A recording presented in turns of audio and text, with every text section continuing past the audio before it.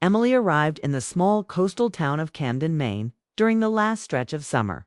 The air smelled of salt and pine, and the ocean waves moved with a kind of rhythm that felt both peaceful and lonely. She had come there to start over, to find some space from the noise of her old life in Bostina, life that had ended too suddenly, leaving her feeling like a book someone closed before the last chapter was written. She rented a small cottage near the water, brought her sketchbook, and told herself she would spend her days drawing again, maybe even remembering who she was before her heart had learned what disappointment felt like. On her first evening there, she walked to the old pier. The sun was setting, painting the sky with soft pink and gold.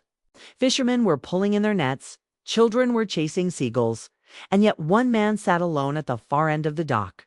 He didn't move much, didn't look at anyone, just stared out at the water as if it held answers no one else could see. His posture was calm but heavy, like someone carrying something invisible yet enormous. Emily noticed him again the next day, and the day after that. Always the same spot, same time, same stillness. Locals in the cafe whispered about him. His name was Daniel Hart, once an architect in Portland, known for designing houses that felt alive, warm, light-filled, made for laughter. But that was before his life changed. No one said much, only that he'd lost someone important and had stopped building ever since. Now he spent most of his time near the sea, quiet and unreachable. Emily didn't know why that story stayed with her. Maybe because it sounded like her own reflection in a different shape. A week later, she met him by accident. She had been sitting on the pier sketching the horizon when her pencil rolled away and stopped near his boots. "Sorry," she said, reaching for it, but he picked it up first. His voice was low when he spoke, almost hesitant. "You draw emotions," he said, glancing at the page before handing it back. Emily blinked, surprised. No one had ever described her art that way. "And you look like one," she replied before she could stop herself. He looked up at her then, and for a moment she saw something fragile in his eyes, like the flicker of a candle before the wind takes it. Then he smiled faintly. Not in amusement, but in quiet recognition. That small exchange should have ended there. But it didn't. The next evening she found herself back at the pier. He was there again, and this time she brought 2 coffees. She placed one beside him without saying much. He nodded, took it, and they watched the waves together in silence. The following evening, the same thing happened. Some nights they spoke. Some nights they didn't. Their conversations were simple about the sea, about how fast the days seemed to disappear, about the way the town changed color with the season. It wasn't love, not yet. It was something gentler, slower, like sunlight through fog. Emily felt safe beside him, as if her own quietness was understood. She didn't ask about his past at first, and he didn't ask about hers. But over time, small truths began to slip through the pauses. One evening, when the air was cooler and the horizon was painted in deep orange, Daniel told her about his work. He used to build homes meant for families, for beginnings. He loved seeing people walk into a place he'd imagined on paper and call it theirs. But the last home he built was different. It was supposed to be for him and his fiancée, Anna. She never got to move in. There had been an accident, one of those moments that turns life into before and after. He never finished the house after that. Couldn't bring himself to. "It's still there," he said quietly. "Half finished. Like me." Emily didn't speak right away. The wind rustled her hair and the waves filled the silence. "Maybe some things aren't meant to be finished," she said softly. "Maybe they're meant to be remembered." He didn't answer, but she noticed his hand tremble slightly before he put it back into his pocket. From that day on, their meetings felt different. There was a depth between them now, something unspoken but shared. She began to sketch him, his posture, his stillness. The way he looked at the horizon as if trying to find something that once belonged to him. Sometimes he caught her drawing and would shake his head with a small smile. "You shouldn't waste pages on me," he'd say. But Emily didn't think it was a waste. In her drawings, he wasn't broken, just human, real, and quietly beautiful in a way pain sometimes makes people. Weeks passed, and she started noticing small changes in him. He began asking her questions about her art, her life, what brought her to the town. She told him about her own heartbreak, how she had loved someone who left without explanation. She had stopped painting after that, afraid her feelings would spill out onto the canvas. Daniel listened the way people do when they understand exactly what you mean without you having to explain. They began walking along the beach together sometimes. Emily collected shells. Daniel skipped stones. Once, he told her that every stone that touched water made a story before it sank. She laughed, saying that was the most poetic thing she'd ever heard from an architect. He smiled, the kind of smile that looked like it hadn't been used in years. The town began to notice them together, the quiet man who had returned to laughter, and the woman who carried a sketchbook everywhere. It became almost routine. Coffee at the pier, shared silence, and the slow healing of two people who never planned to find each other. Yet, even as she began to care for him, Emily could feel the distance he kept inside. He was present, kind, even gentle but guarded, like a house with all its doors open, except one. She didn't push. She told herself it was enough just to sit beside him, to be a small part of his peace. But sometimes, when the evening light touched his face and she caught the shadow in his eyes, she wondered what it would take for him to let someone in again. One night, as the wind grew colder, Daniel looked at her and said quietly, "You remind me of things I stopped believing in." Emily smiled. "Like what?"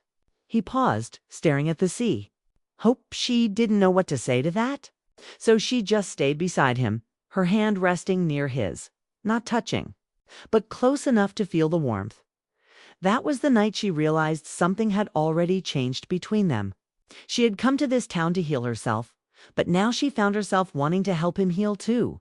What she didn't yet understand was that some hearts aren't meant to be fixed, they're meant to be felt. And Daniel, with all his quiet sadness, was about to teach her just that. As the tide rose and the stars began to appear, Emily looked at the horizon and thought, sometimes the most broken people aren't looking for someone to save them. They're looking for someone to sit beside them while they find their own way back. That's what she would do. That's how it began. After that night, Emily and Daniel fell into an unspoken rhythm. Every morning, he walked along the shore with his coffee, and she followed a few minutes later with her sketchbook. They never planned it, but they always ended up together, two people circling each other's silence like waves brushing the same sand. The town had already grown used to seeing them, but no one really knew what tied them together. Emily didn't know either. All she knew was that Daniel made her feel something calm, something honest. Some days they talked, some days they didn't. Yet, even in silence, something was happening between them softly, like light filtering through fog. Daniel began to open up more, telling her about his past in short, careful pieces. He used to love creating homes because it felt like giving people a place to belong. But after Anna's accident, every plan, every wall, every door he designed reminded him of her absence. He stopped drawing altogether, left the city, and came to Camden to disappear quietly. "I thought the sea might wash it all away," he said one afternoon, staring at the waves. "But it doesn't. It just keeps bringing things back." Emily understood.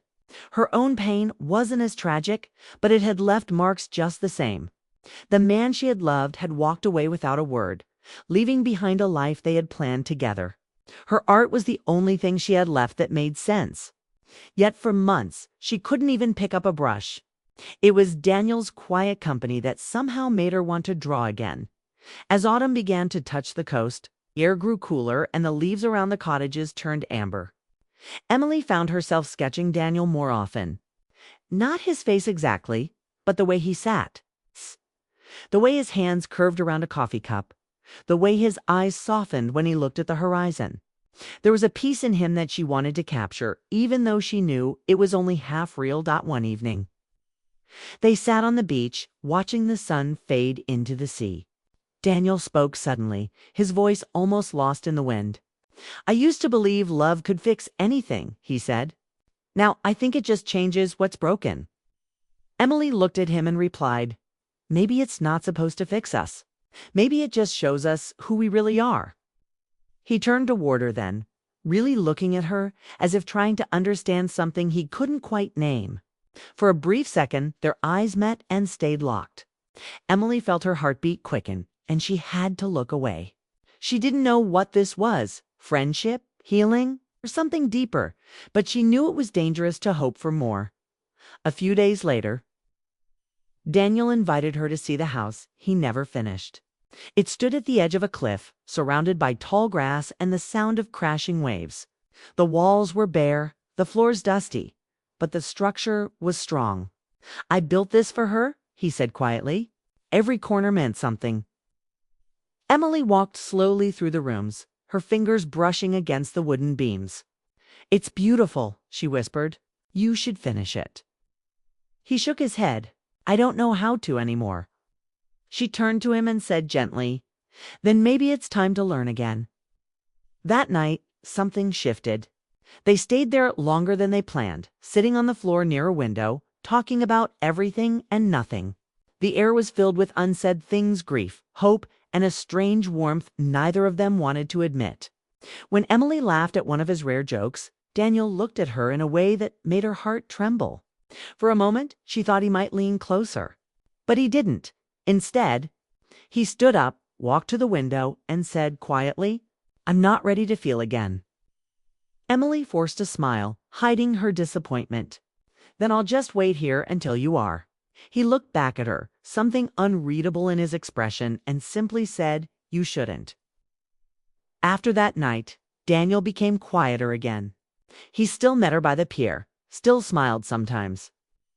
But there was distance in his voice, as if he was afraid to let her get too close. Emily tried to ignore it, pretending it didn't hurt. But she could feel it every time he looked away, just when her eyes found his.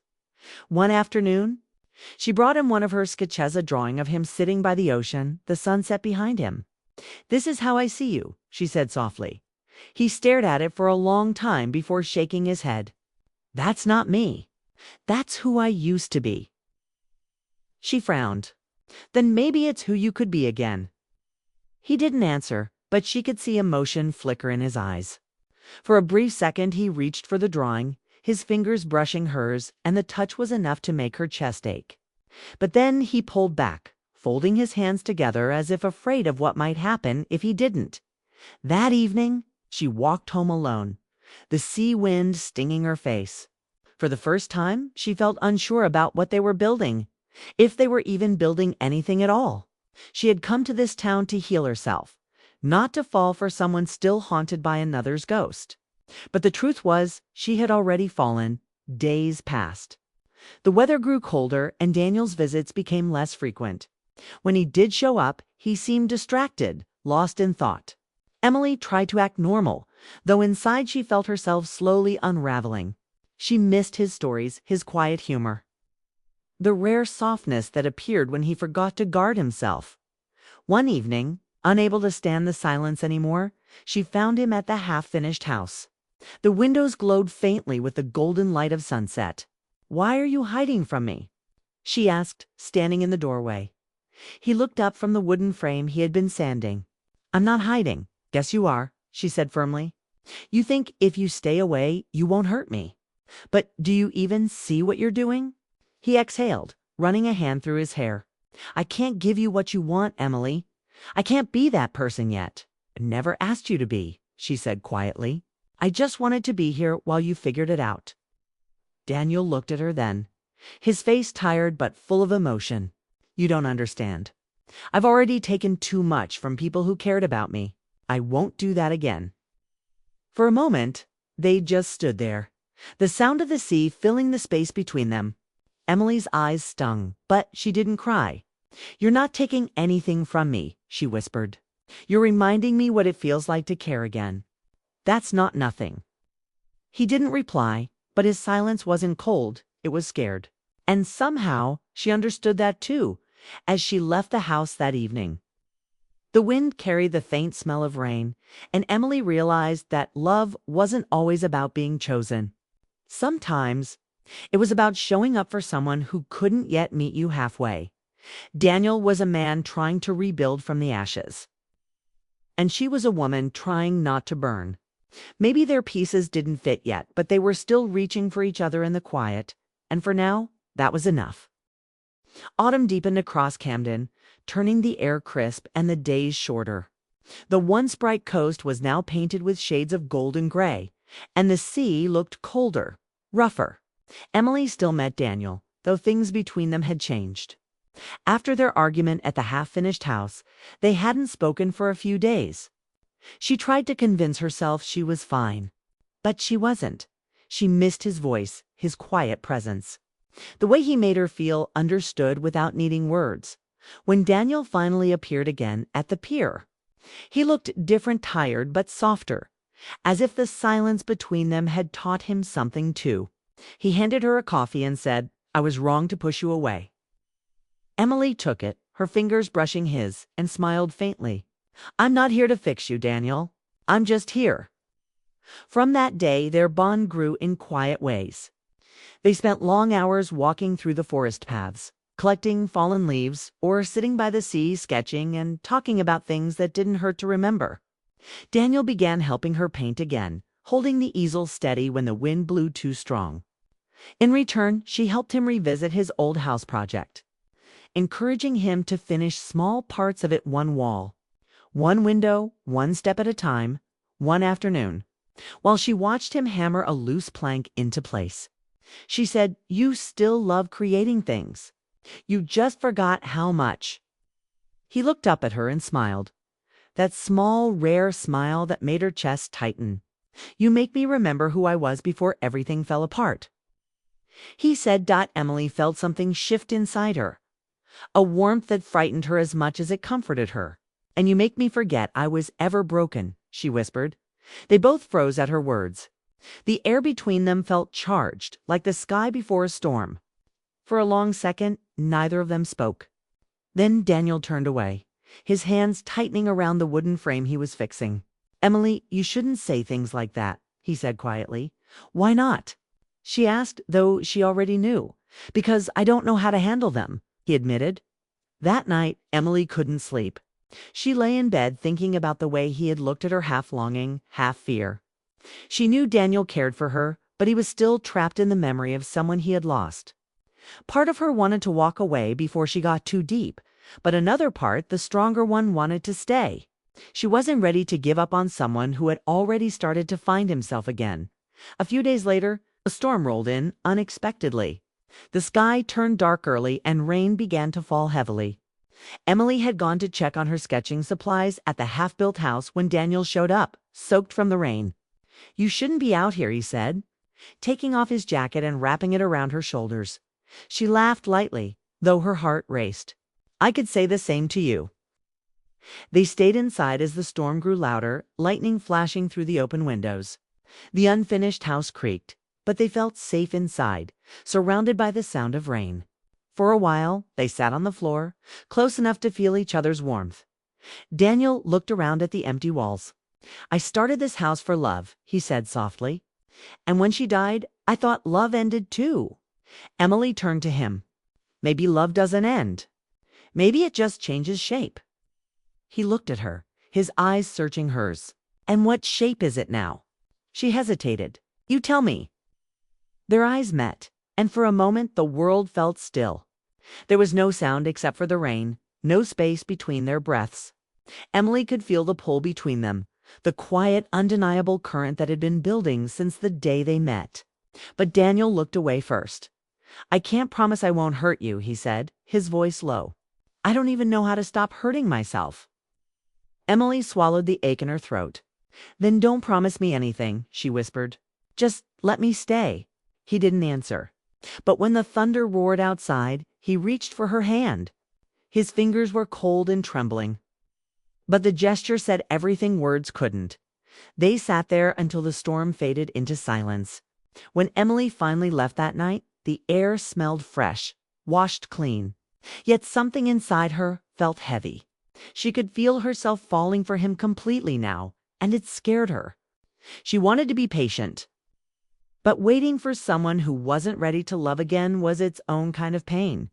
Over the next weeks, Daniel changed in small ways. He started fixing up the house more often, sketching new designs again. Sometimes he asked her opinion, sometimes he just worked quietly while she painted nearby. He was trying. She could see that, but there was still a wall inside him she couldn't break through. One evening, while watching him sketch by candlelight, Emily said, "You're healing, Daniel. You just don't see it yet." He smiled faintly. "You give me too much credit." "No," she said. "You give yourself too little." He stared at her for a moment, then looked down at his drawing. "You make things sound simple," he murmured. "That's because love should be simple," she said softly. "It's people who make it complicated." Daniel didn't respond, but his eyes lingered on her longer than before. Something in his expression had changed, less guarded, more real. A few days later, Emily received an offer from a New York art gallery. They wanted to feature her sketches in an upcoming exhibit. It was everything she'd been working toward. Yet she felt torn. Leaving Camden meant leaving Daniel, and the thought made her chest ache. She didn't know how he'd react, but she had to tell him. When she finally did, he went quiet for a long time. "That's good," he said finally. "You deserve that." "You say it like you're already letting me go," she replied. He met her gaze, his eyes full of something deep and unspoken. "Maybe I am," he said. "You came into my life to remind me I was still alive. And maybe now you're supposed to go live yours." Emily's throat tightened. "You talk like this is goodbye."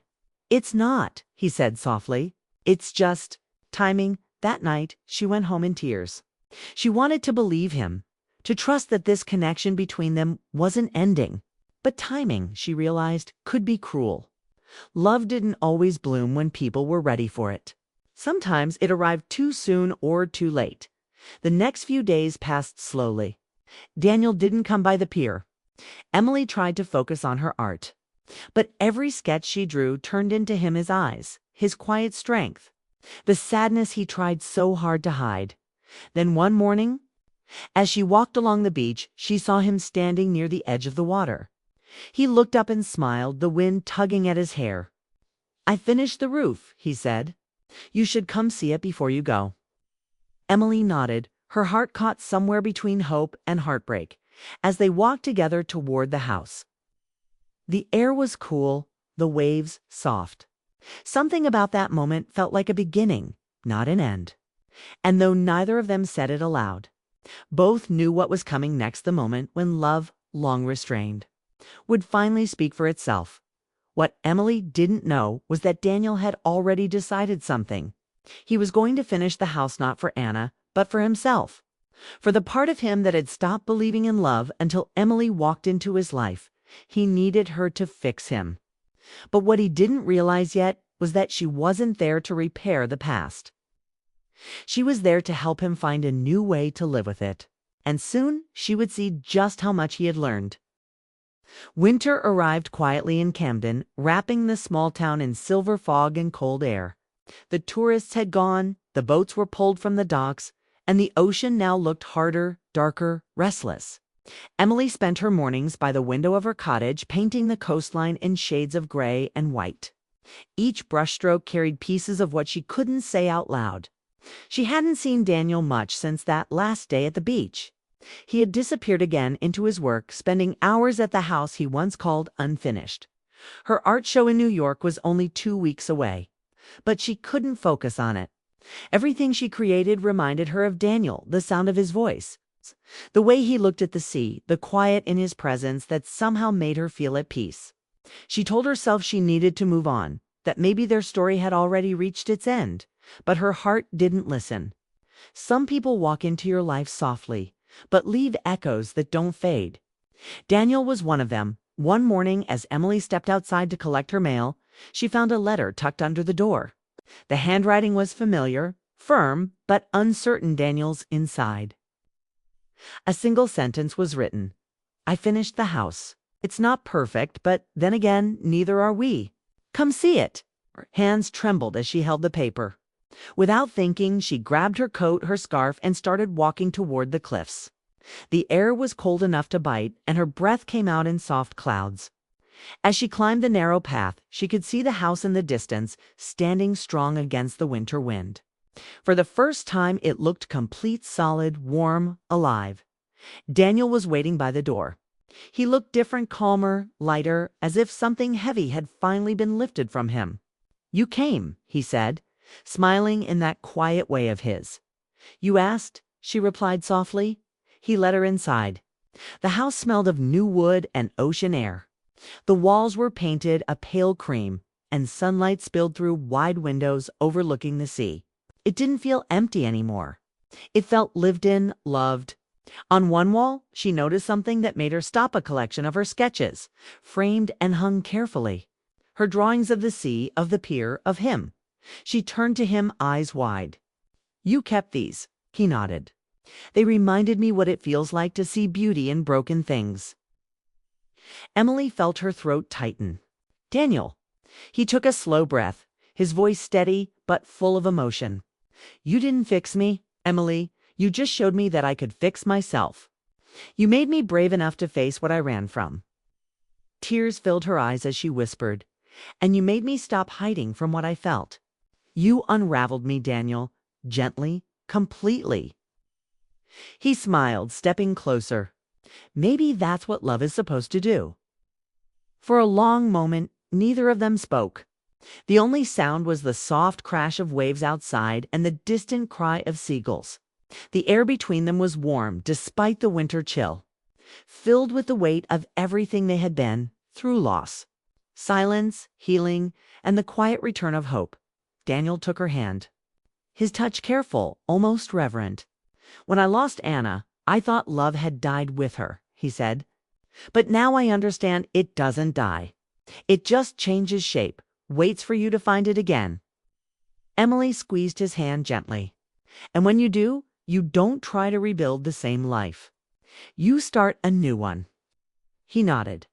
"With someone who sees you for who you are now." They stood by the window, watching the sea together. Emily leaned her head against his shoulder, feeling the steady rhythm of his breath. For the first time, there were no barriers, no fears. Just two people who had learned to let go of what broke them and hold on to what remained later. Daniel showed her the rest of the house. Every room had a story: the study where he had started sketching again, the small kitchen where he cooked simple meals, the quiet corner near the stairs where sunlight fell perfectly every morning. "This place isn't for the past anymore," he said. "It's for whatever comes next." Emily smiled, her eyes glistening. "And what comes next?" He looked at her, the faintest hint of a smile tugging at his lips. "That depends if you're planning to leave." She hesitated. "New York is still waiting." "But maybe it can wait a little longer." For the first time, Daniel laughed, not the quiet kind, but a real laugh, full and warm. "I'd like that," he said. They spent the afternoon talking, their voices mingling with the sound of the waves. They spoke about small things: her art, his designs, the winter markets in town, but beneath it all was something deeper. A quiet understanding that they had both found what they needed. Not perfection, not escape, but peace. As the sun began to set, the house filled with golden light. Emily walked through it slowly, touching the walls, feeling the warmth that now lived within them. It was strange to think this was the same place Daniel once couldn't finish. Now it was a reflection of healing, a space built from pain but rebuilt with hope. Before she left, she turned to him at the doorway. "You built this house for someone you loved," she said, "and now you've rebuilt it for yourself." Daniel nodded. "And maybe for you too." She smiled softly. "Then it's home." Outside, the sky was fading into deep blue. The cold air brushed against her cheeks, but she didn't feel it. Daniel stood beside her, their hands brushing lightly, and for a moment everything felt still. Not perfect, but real, as they looked out at the sea. Emily realized something: sometimes people come into your life not to rescue you, but to remind you that you were never lost. Daniel had been her reminder, just as she had been his dot. The waves below crashed gently against the rocks, and the house behind them stood strong, no longer half finished. It was complete, just like the two souls who had found each other at the edge of their brokenness that night. Emily stayed a little longer, helping Daniel light the fireplace. The warmth filled the room, and the silence between them was comfortable now. When she finally left, she paused at the door, glancing back one last time. Daniel stood by the fire, the light dancing across his face. He looked at peace, and that was all she needed to see. Walking back through the cold night, Emily smiled to herself. She knew their paths might change again, that life had its own plans. But she also knew that some stories don't end, they simply evolve.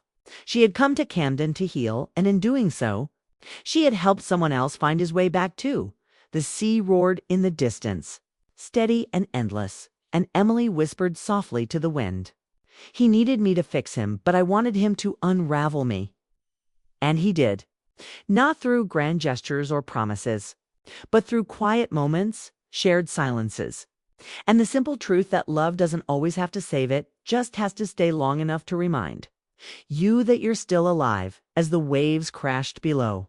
The stars began to appear one by one, and the house on the cliff stood glowing in the dark, a symbol of something beautifully imperfect, two broken hearts that found peace in each other's light.